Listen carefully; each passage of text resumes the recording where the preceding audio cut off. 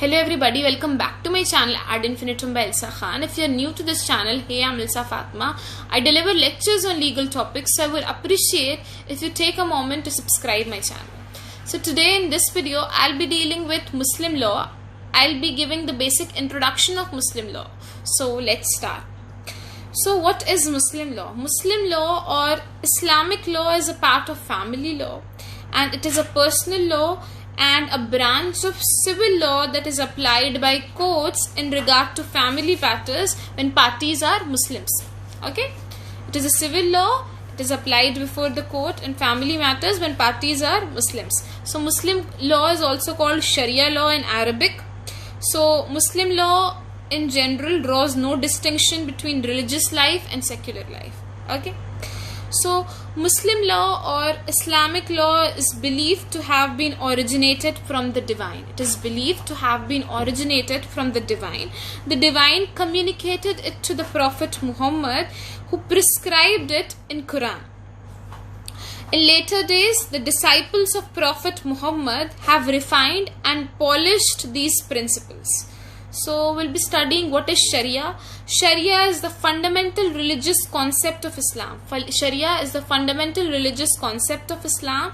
It was systemized during the 2nd and 3rd centuries of the Muslim era, and it basically talks about the way of life, what should be done and what should not be done. Then we'll be studying about who is a Muslim. A Muslim is a person who follows the religion of Islam. From the point of law, court is interested if the person is a Muslim, then it could be determined by two ways. A person could be a Muslim by birth or by conversion. By birth कैसे होता है? If the person believes in God, one God, Allah, and he believes in Prophet Muhammad. And Muslim by conversion, if the person converts into Islam or converts by any formal ceremony, converts in the profession of Islam or converts by formal ceremony, then the person is converted into a Muslim. Then we'll be studying about the sources of Islamic law. We have modern sources, we have ancient sources, we have customary sources. अगर हम बात करें तो सब ancient sources की, तो उसमें आएगा कुरान, सुन्ना, क़ियास, इज्मा. Quran, the holy book of Muslim, is called Quran. Sunnah, the preachings of Prophet Muhammad, whatever he practiced in his life, that is Sunnah. Then we have Ijma, the consensus. Then we have Qiyas, the analogy. We'll be studying about that. So, Quran की अगर हम बात करें तो Muslim believes that Quran is the direct word of Allah, which is revealed and transmitted by Prophet Muhammad. All the sources of Islamic law must be in essential agreement with Quran. So Quran is the fundamental source of Islamic law. Quran is the fundamental source of Islamic law. Then we have Sunnah. Sunnah is the traditions or the known practices of Prophet Muhammad. Sunnah क्या है? Sunnah traditions और practices of Prophet Muhammad. जो भी Prophet Muhammad अपने life में करते थे वो सुन्ना है. और ये it has been recorded in hadith, the literature. ठीक है, the resources include anything, whatever he did, whatever he agreed to do, the way he lived his life. So ये हो गया सुन्ना, and it is to be practiced by every Muslim.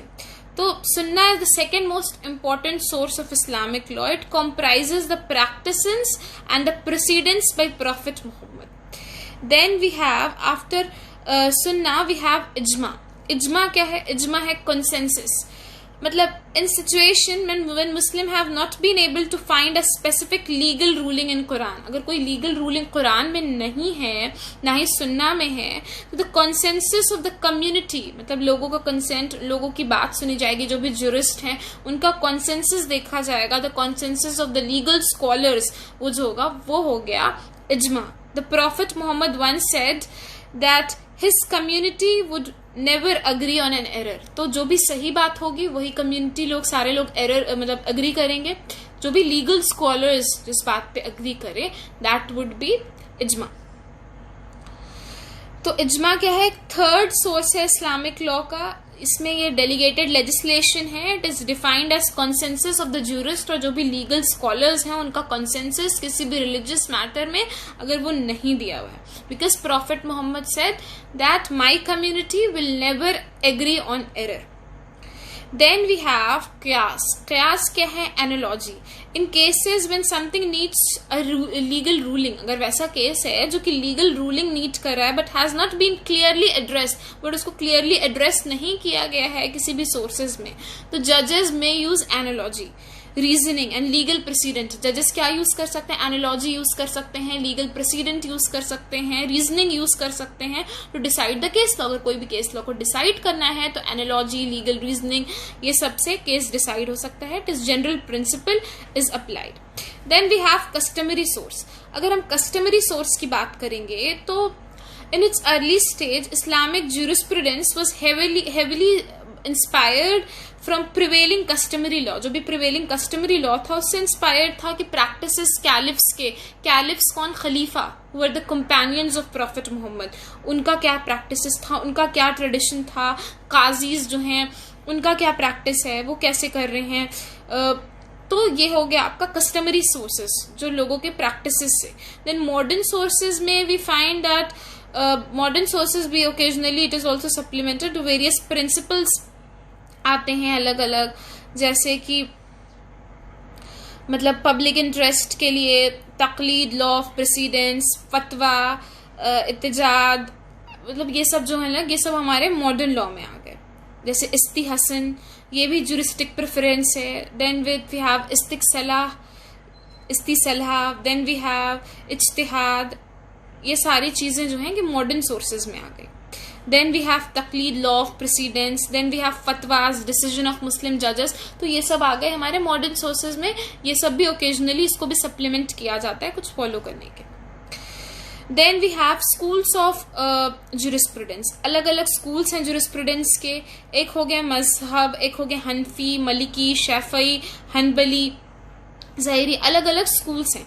अगर हम बात करें सबसे पहले मजहब की, ये एक इस्लामिक टर्म है which refers to a school of thought और रिलीजियस ज्यूरिस्प्रूडेंस, जो कि ये स्कूल्स जो होते हैं ग्रेजुअली ये कंसोलिडेट होते हैं और डिसरिगार्ड होते हैं करेंटली 4 रिकॉग्नाइज स्कूल में. मतलब इसमें ये है कि इस स्कूल में कोई पर्टिकुलर स्कूल ऑफ थॉट नहीं इसमें फॉलो होता है. मतलब सुन्नीज जनरली स्कूल में जाते हैं. इसमें सब कुछ आपका सारी चीजें सिखाई जाती है, डिफरेंट रीजन्स के लोग होते हैं. Then we have Hanafi school. Hanafi school जो है it was founded by Abu Hanifa. Abu Hanifa ने ये फाउंड किया था. It is followed by Muslims.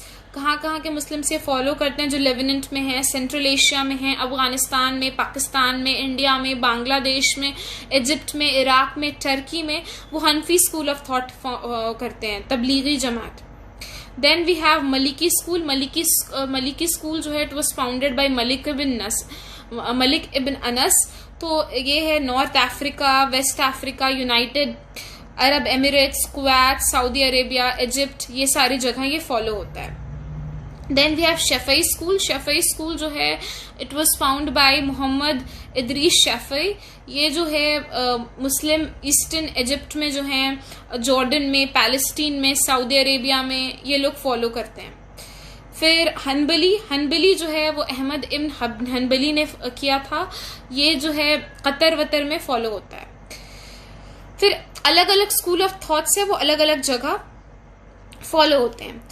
Then we have next topic which will be studying is marriage.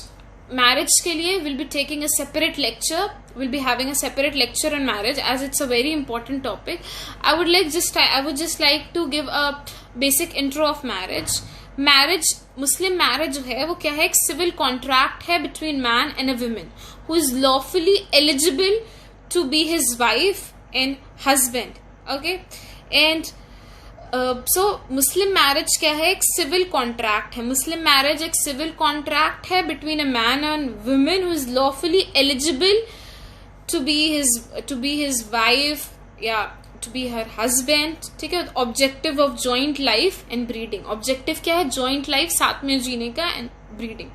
तो रिक्वायरमेंट ऑफ वैलिड मैरिज के लिए क्या क्या होता है? There must be offer and acceptance, there must be presence of witness, there must be capacity of parties, there must be free consent, there must be no legal disability. तो क्या क्या होना चाहिए? Offer, acceptance. सिविल कॉन्ट्रैक्ट क्यों है? Offer, acceptance और consideration भी है. इसमें डावर दिया जाता है. Will be talking about that.